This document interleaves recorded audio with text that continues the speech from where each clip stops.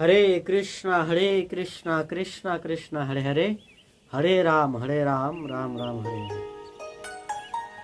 তো আজকে আমরা ভগবদ গীতার অষ্টাদশ অধ্যায় 25 নম্বর শ্লোকে ভগবান তামসিক ব্যক্তিদের কর্ম কিরকম হয় সেই সম্বন্ধে তিনি বর্ণনা করেছেন। এদের মনোবৃত্তি কিরকম তামসিক সে কথা বলছেন। অন্ধায় ক্ষয়ম হিংসা উপেক্ষা চ পৌরুষম মহদুদত্ত কর্মজাত সমোত্তম মদুচ্ছতে।